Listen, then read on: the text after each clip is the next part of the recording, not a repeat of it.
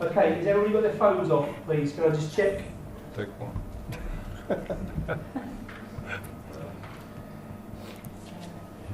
Okay, Krish, whenever you're ready.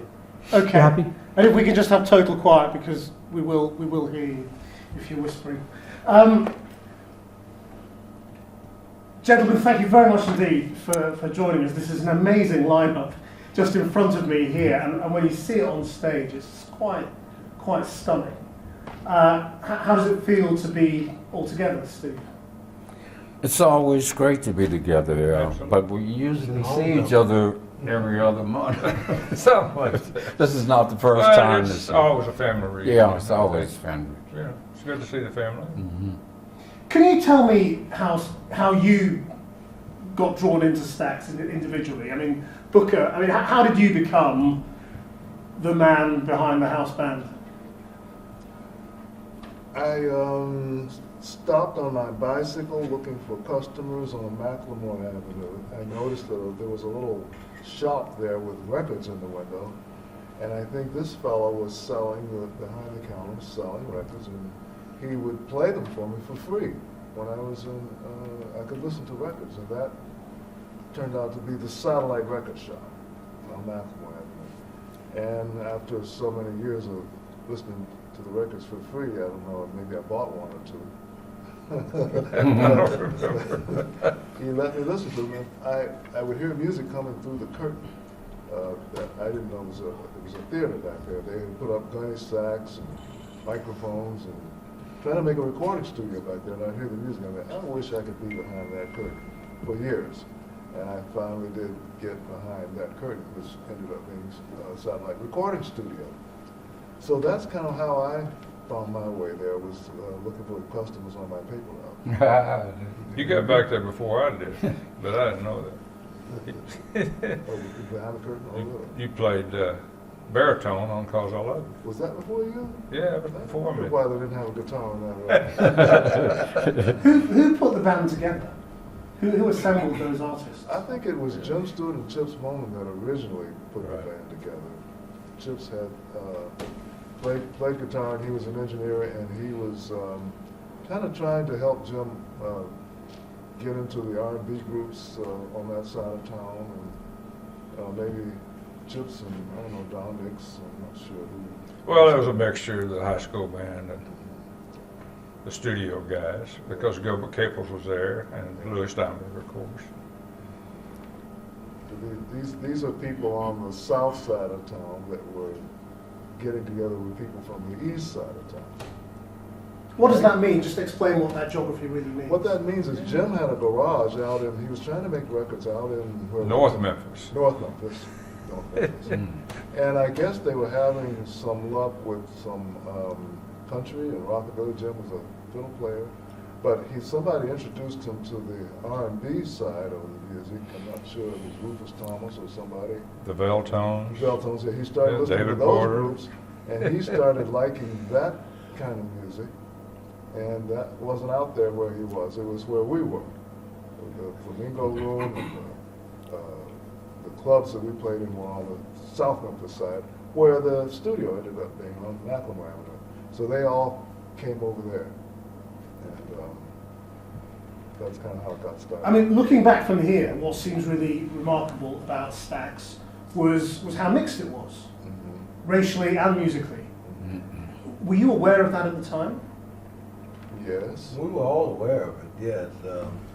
That was one of the ingredients of Stax, that it was mixed, and this was during a time where there was staunch segregation throughout Memphis, so we came together in Stax and made everything work, and it was a combination of all of the different influences that Steve and Doug brought, along with Booker and Al, and then we came right out of the church, so all of those influences met at Stax and blended. Was that an easy blend? Or did you have to work? It was, because it's the same story, basically. When we got into it, we were just living different lifestyles, but all in the same vicinity, and it was the same story. Steve, how did you get The way I've always put it, it was very simple. Once we walked through the doors of Stax Records, that was it. It was family time. And we all worked together for the same reason, and there was no discrimination or anything about anything. I mean, we were just all brothers working together. What we did outside, like I said, it was more of a way of life than it was. We weren't told to do anything. It was just something you accepted and didn't accept. But you left all that out on the sidewalk or wherever when you walked into Stax. It was a whole other world. It was like going to church for me. How did you get drawn into it? Well, he mentioned on it, but it was real funny. Jim Stewart's nephew said his uncle had a recording studio. That got my attention. But basically, he had some equipment in his garage in North Memphis, and they somehow called that a studio. It wasn't until they actually got some property and built a studio, and there was one out in Brunswick, Tennessee first, before Stax. And Eddie, what are your first memories of being drawn It into should Stax? probably be William first. This is all family, and I'm the visitor. I started out first in Detroit, Michigan with the Falcons group. 1956 was my first recording. 1959 was You're So Fine, I Found a Love, along with Wilson Pickett. So then I went to Washington, D.C., and I actually met Steve and Al Bell. Al Bell. And Carla Thomas, she was going to Howard University. And so we had an idea to write a couple of songs for her. Stop, Look What You're Doing to Me, Comfort Me. And Woman's Love. that was my introduction to come down to Memphis. And that's when I met Jim Stewart, Booker T and MG, and had already met Steve. And well, it's been history ever since. So. Can we talk about some of the songs that you're playing on the stage and how they came about? I mean, maybe starting with Green Onions. How did Green Onions begin? They're all kind of accidents in a way. It's to do a show like we're doing here, almost impossible because we played on hundreds and hundreds of songs, and a lot of them hit. So I guess you pick kind of the best of the best, you know, the hits. And I know Green Onion started with a riff that he had, but actually the session itself was just accidental. We were just jamming on some blues, if I remember. And Jim recorded it and said, "Hey, I like this. Have you got anything you could put on the B-side?" In those days, of course, he had an A and a B-side record. We went, "What? Is he serious?" And he said, "Have you got anything we could put on the B-side if we decided to put this out?" And we all looked dumbfounded, like, "What? We don't have anything. We're just, studio musicians." And I don't know if I said it or somebody did, and you played me a riff about 2 weeks before that. That riff happened to be Green Onions, but it didn't have a title at those time. Right. At that time, and I said, "Booker, do you remember that riff you played me?" And he said, "I don't know, let's go down to the organ and I'll play a few things and see if and the Green Onions was it." I said, "That's the one." 3 takes later, I think we had Green We Onions. had become a session band.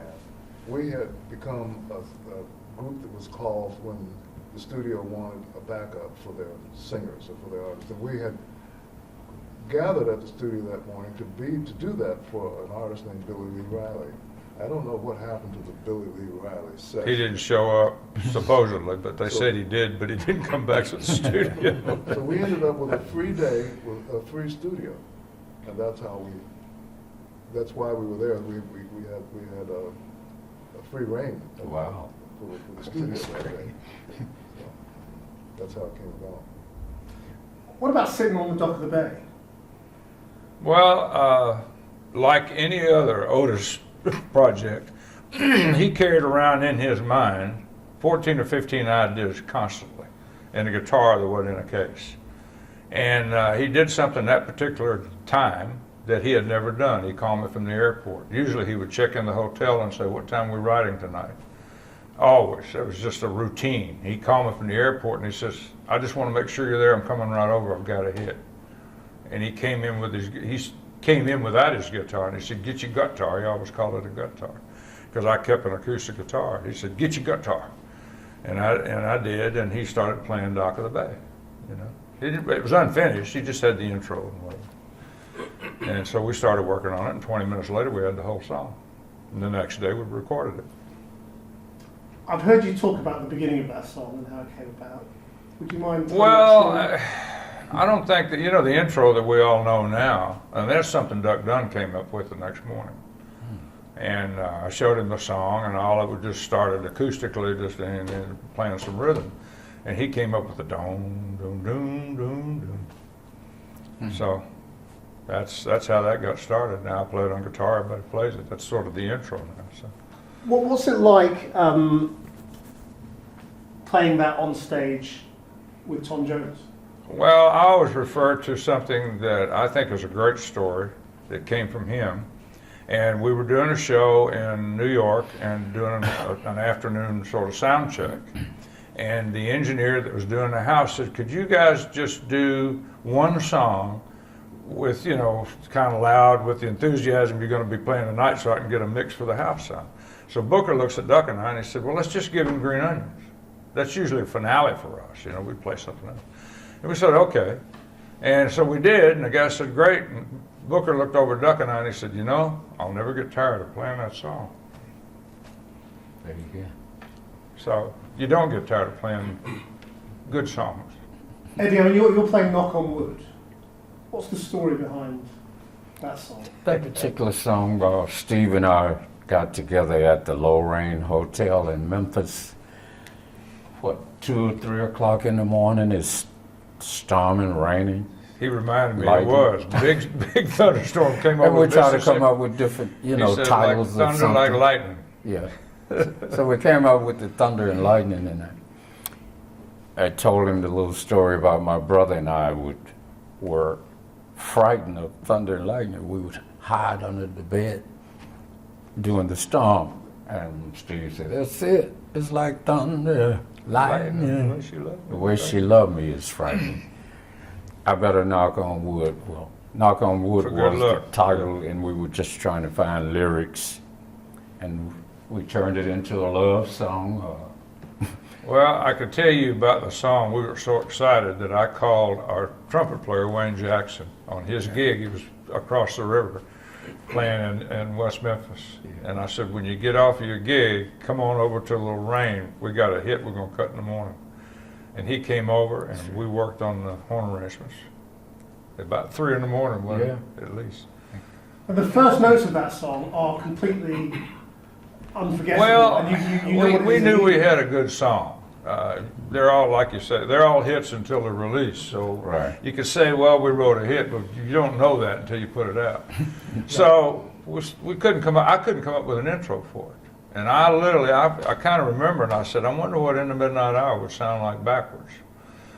All that meant was follow the dots up the neck instead of down the neck. And it was the same thing, and that's where we came up with it. Now, these guys wrote what was the beginning of rock music. The way he played the guitar on In the Midnight Hour and Knock on Wood is what's imitated by all the big rock bands.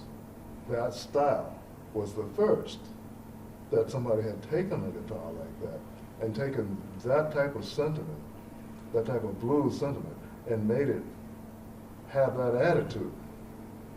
That's where that started. Dance It's right music here. was, But we can't let that be the only one. Because Booker T played guitar on a song called Get On Up, Big Bird. he did. And And the two they Williams tell on me the show. that song was the beginning, Oh, really? which you played.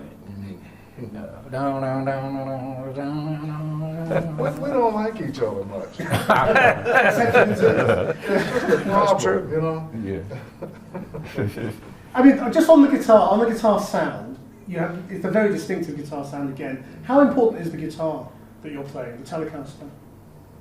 And the sound Well, you get out of that, 'cause that's really imitated so much. You have to do it every night, but there's no way to duplicate that sound. It's impossible. I've tried everything I know. I get close, but that's about it. So Booker says that it's mainly the style, because he's been asked before. He says, "How does Cropper get his sound?" And Booker said, "With his hands." So that's probably true. I mean, no matter what guitar I might pick up, it's going to sound similar. It may not sound the same. And I go back to the old Esquire and the little amp I had and all that. They're in a museum presently, but that's what it's all about. And we play every night, and I try to make it as close as I can. And doing it here too, so we'll see. You're still practicing? I never practice. Right. Just play. I might learn how to play if I did that. Willie, again, let's go back to those early days. Who brought you in? Who discovered you? Actually, I was with a vocal group working around Memphis at the Flamingo Room, and Chips Moman knew of this, and he called me and asked me if we could do some backup work behind Carla Thomas's Gee Whiz. So my vocal group did the backup work on The group Gee was called Whiz. the Del Rios. The Del Rios, yes. And so Yeah. we did the backup work, and Jim and Stax and Chips liked the sound, so they cut a couple of single records on the group, and it was nothing big happened with it. So Chips was always asking me about doing a single project with them because he liked my voice and everything and my writing.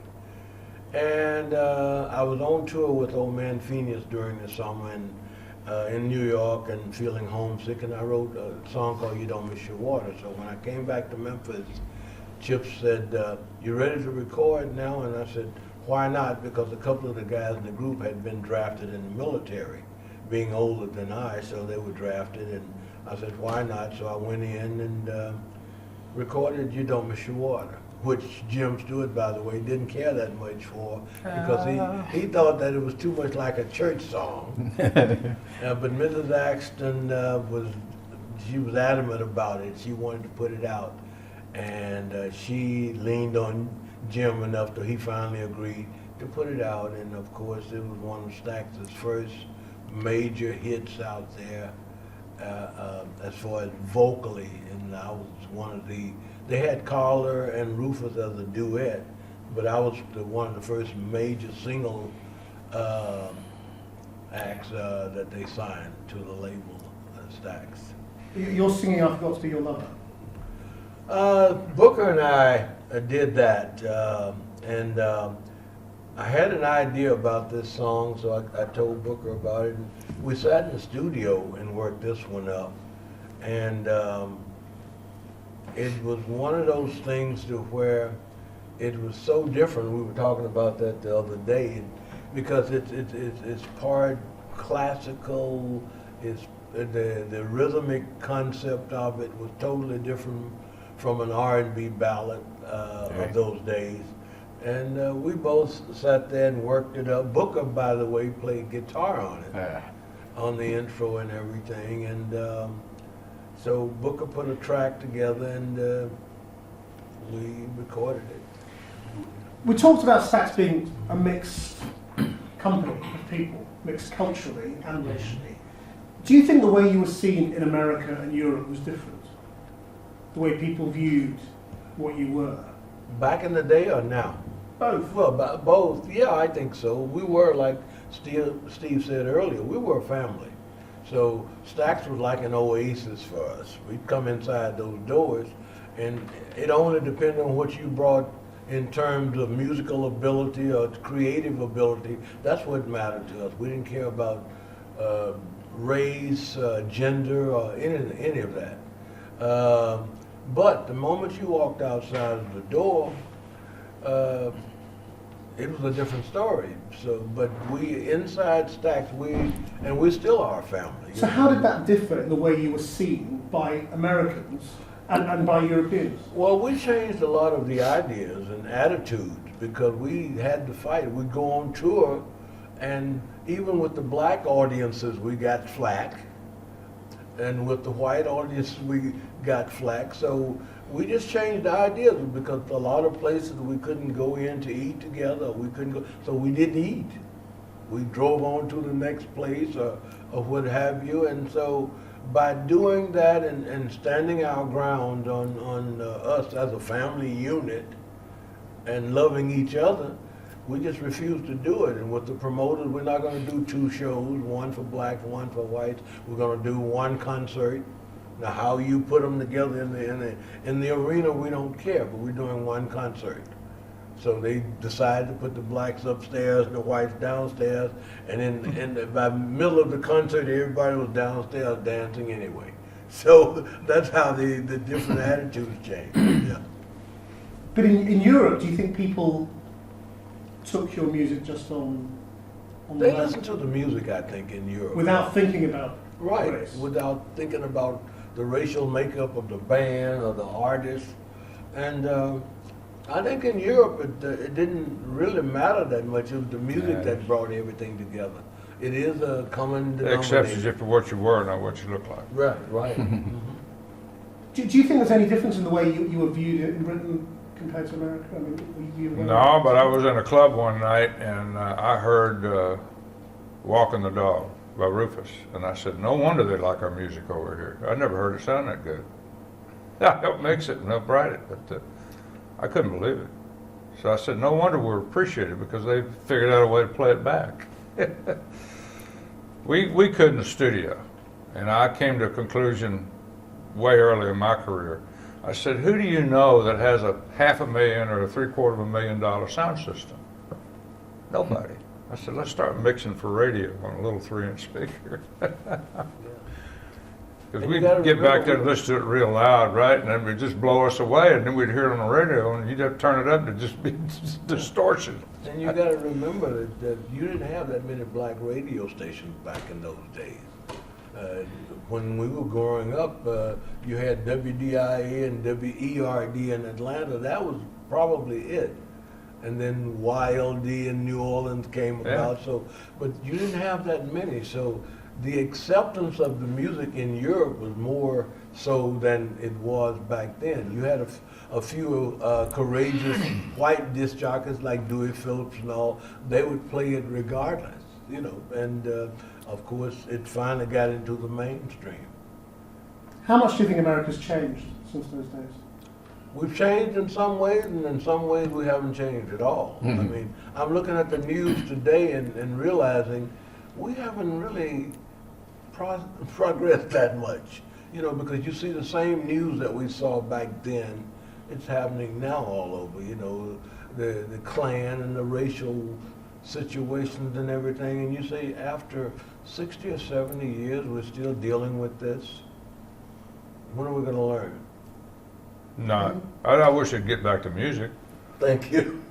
It's gotten so far away from music, I think it's crazy. There's no grooves anymore. There's no passion. There's no fun. There's no, you know, we've had fun with it, you know. Everything we did, that's why we're still good, I think. What makes you think that the fun's gone? Well, I guess I'd have to go back 40, 50 years to figure that out. I don't know. Maybe they are having fun, but they don't seem to be having fun. But everybody's into the beat now and the groove of a song. And they call it my song, but it's my beat. I've got some beats here. We concentrated on good melodic structure, letting good lyrical content, letting a song tell a complete story from beginning to end, and having truth in it that a person, the average person, can listen to this song and realize that's my life. I could have written that song. There you go. See, and that's what it's about.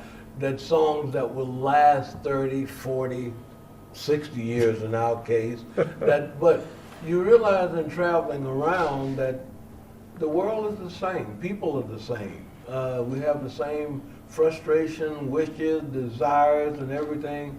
And music is really a common denominator.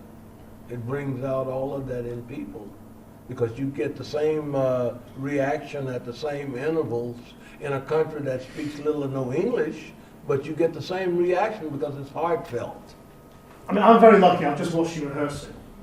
And what's really shocking is how clear your voices are. How do you still have voices like that at your age? I don't know. It's been a lot of Freaks of cognac nature. and bourbon. I don't know. They both sound like teenagers to me. But we work at it. You know, it's not. But we have been blessed that we are still standing, still intact, and still a viable entity in the business at this point in our careers. Yeah. Eddie? William has said it all. He ain't sang it all yet, but he said it all. He said it all. That's exactly what I would have said. I'm sure you would have. Absolutely. And we're still here, right? Standing. still standing. It's going to be a great show tomorrow night, just to hear those tunes. And also, hey, pay tribute to all of the young artists here in England. Did you hear the lady singing, I'll take you there? Yeah. Oh, yeah. That was great. That The was younger great. generation, Yeah. they are At least tuned in. they really are. they do it, you know. Mhm. So. Well, thank you very much. I could ask you a lot of questions for a long time. could be here all week. Yeah. Thank you very much indeed. Thank you. I have one Thank question you. about the 57 tour. About? About the tour, the 67 tour. No. I need at least a question. Okay, what do you want? What, Memories of it, perhaps, or how significant Pushy, it was. pushy. the tour, okay. I knew it was going to be something else. Well, maybe you can give me an answer on. I mean, tell me about that tour. Which one? 67. I thought we Have you got a piece of footage that you particularly want to run? What is Yeah. the footage? It's the entire tour. So to run the tour, I need them talking about it. All right. I have an answer, I think, Okay. that the first time that I know of in history where artists brought the band members that played on their records with them to do a concert. That was a first, I think. Now, a lot of rock groups, self-contained or whatever, do their own deal. But that's the first time that artists could bring the studio musicians on a tour. And they all, if I'm not mistaken, wanted it to last. It can't last. we were only here 18, what would we do, 18 shows or something Yeah, like that? that's it. We were 3 months behind in work when we got home. So you just can't do it. Otis did everything in the world to try to get us to come out with him. I said, Otis, we can't do it. Can't do it. So we all suggested the Barcades. Maybe a good thing, maybe a bad thing, but that was the new group. That was the guys that could go on the road and do it, you know. What would you say about that? About what? Those shows. The 67 Stax The Folk shows Tour. here? We landed here in England, and by the time we got on stage at Hammersmith or whatever, some type of transformation took place. We got energy from the audience, and we played better than we actually played back at home, I think. I was both a participant and a spectator, because the shows were amazing to me. And I heard music that I never thought I would hear from this group on those shows. I guess it was the interest that had been shown in us over here, the attention that we hadn't had at home. But they were just magic. They were electric. You know, we had just enough tension to have everybody on edge. And I'm not going to tell you where the tension came from. But, you know, it's difficult to move a big group around, you know, the world like that. But the performances from Sam and Dave, and from Otis Redding, and from Booker T and the MGs, and Eddie, and Carla, And of course, I wasn't on that tour, so. Let's were make that clear. That wasn't our fault. they were energized. They were energized. I think you're right, though. Performance was motivated by the reaction of the audience. And it just makes you play better. It wasn't that we had made some good records, but these had some elements that the records didn't have. And you know, I can't tell you exactly where that came from, but it happened. It happened every night. And some of it got on film. Some of it got filmed. Our performance in Norway. You know, Oh, that's awesome. you haven't played Thomas Type like that. No. So, but it was great. It was fun, and I'm glad it happened. And I think we owe the European people and their support. We owe them a big thank you for making Okay. that happen for us. Well, I thought it was very much the same when I saw the Rolling Stones and Beatles getting off the plane in New York City, and everybody hollered for them. So when we came a couple of years later here, no plane reception, but when we got to the theater, they were all around the block. We felt the same way. Felt the same way the Beatles felt when they were in New York, and now we're in London. Thank you very much indeed. That's great. Thank you. Thanks very much. Yeah. Happy? Chris? Thank you.